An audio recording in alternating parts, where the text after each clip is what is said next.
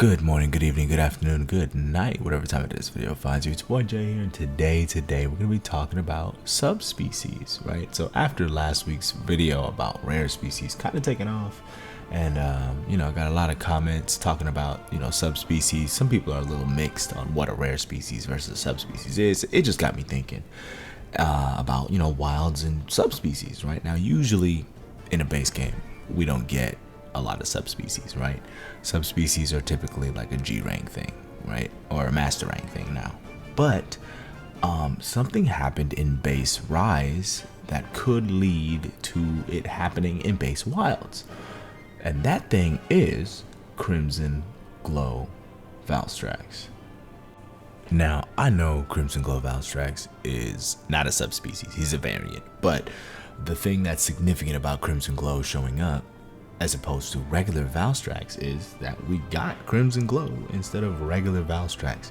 Regular Valstrax is not in Sunbreak or base rise. All we have is Crimson Glow, and then we got Risen Crimson Glow. So like the variant got a variant. Anyway, it gets weird, but we didn't get base Valstrax, right? And that's the thing I want to focus on when it comes to what I want to talk about today. Is how would you guys feel, and would it even make sense for certain monsters for their variants and or subspecies to show up without the base version in Monster Hunter Wilds? So that's what we're going to talk about today, and I have a couple monsters in mind for this topic, but hey, the real content happens after the video is published. The comment section, that's right, head down to the comment section and leave your comments down below. I'll reply to each and every comment that hits this video at least one time, and yeah, without further ado, let's dive in. Okay, so the first monster I want to talk about where I think it makes sense for him to show up as opposed to his base version in Wilds is gonna be Primordial Malzeno. Hear me out. So, Malzeno in Sunbreak, great monster, love him. Tied very closely to the Kirio storyline, right? Like he has a symbiotic relationship with the Kirio, and I guess technically is the first Risen Elder Dragon because of the way he works with the Kirio. But the Kirio is like the big story thing in Sunbreak, and they cause all kinds of craziness to happen in that game with the environment, and then you fight the final boss who also is the Kirio thing, and then the anomaly or the regular monsters being attacked by the Kirio. The point is, the Kirio are a huge part of what makes Malzeno. But when looking at Primordial Malzeno, the beginning of his fight, the beginning of Primordial Malzeno's fight, right? It's kind of scripted, it has phases, but at the beginning of the fight, he doesn't use Kirio at all. No Kirio at all in the beginning of the fight. But then as you fight him, the Kirio get attracted to him and they kind of overtake him and blah, blah, blah. You see, him going through the various phases of, he's a regular monster in the beginning, no Kirio use. And then he's kind of taken over a little bit. He's got the symbiotic in the middle of the fight. And then at the end, he becomes a full-fledged Risen Elder Dragon almost at that point, and he fights you.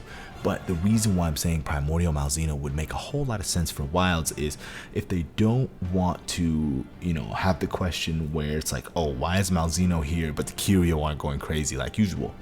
They can bring Primordial Malzeno and give him an entire moveset based on that first phase of the fight. That way, we can still get Malzeno, we can still get, a Blood Right armor set, we can still get, the Sunbreak representation and all that, but we don't have the question of, oh, but what about the environment? It doesn't make sense in the story, blah, blah, blah, no Kirio, what's going on here? They can answer that question by saying, hey, we got Primordial here, and since there's no Kirio in this game, he's not going to do the whole Kirio Risen thing, even though we've had Gore Magala and Shigaru Magala return in their games and not have the Frenzy virus play a big part in the story. So, it could just be, speculation, but I could see it being a way to, explain away like, hey, we have Malzeno, but we have no Kirio because, boom, here's Primordial Malzeno. The next monster I want to talk about where it makes sense where the subspecies would show up without the base version is, I know a lot of you guys are looking at your screen real mad right now, Lagiacrus, okay? Listen, I want Underwater to come back as much as the next guy, but I understand how much of a Herculean task it can be. So let's say we want to bring back Lagiacrus, but we can't quite get underwater to work, right? Capcom can't quite get underwater to work again. This is where a subspecies would actually make sense. And in this case, Ivory Lagiacrus. Actually, I think it's a variant, but you get the point. Ivory Lagiacrus, right? The one that's more adapted to be on land. They can revamp his moveset and make him feel really, really different than, you know, Lagiacrus used to, and give him a bit more tools so that he feels better on land than he used to, right?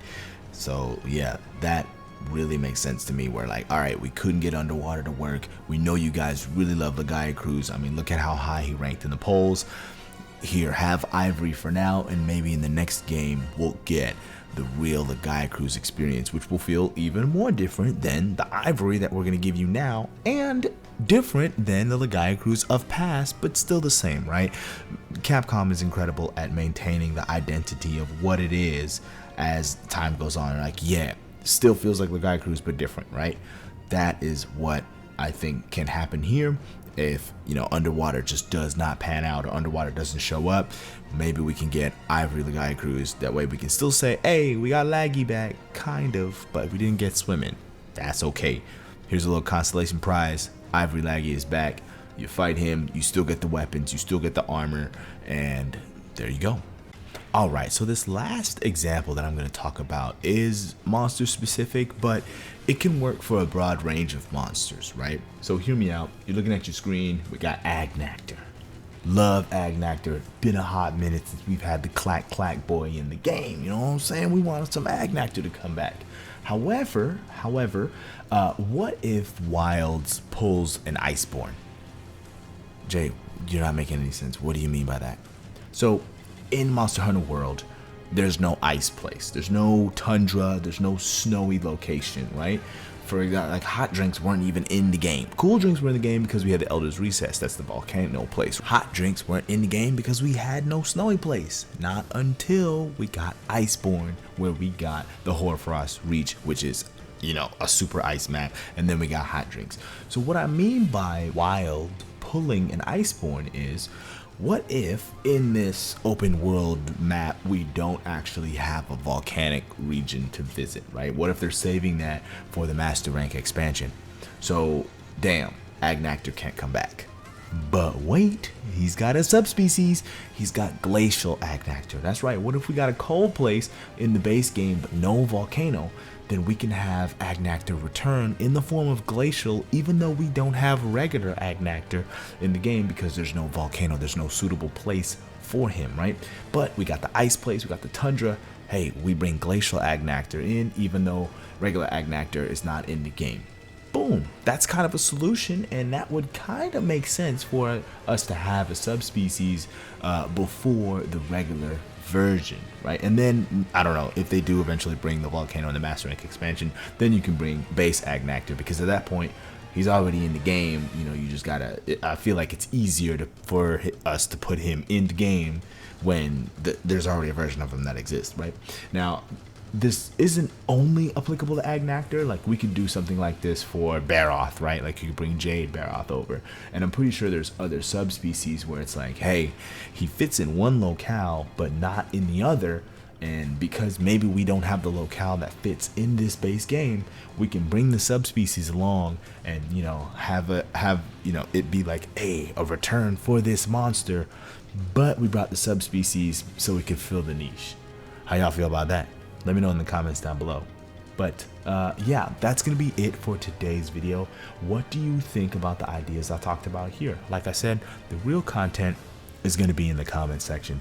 I'll reply to each and every comment that hits this video at least one time. Definitely like this video and subscribe on your way out, man. I'm getting really hyped. The temperatures in my area are starting to come up, which means summer is around the corner, which means more actual Wilds info is around the corner. And you know, when we get concrete information, I'm going to be doing more discussion videos, more replying to comments, making videos where you guys get to interact and you know, we get to talk about this game that we love. So thank you all so much for watching.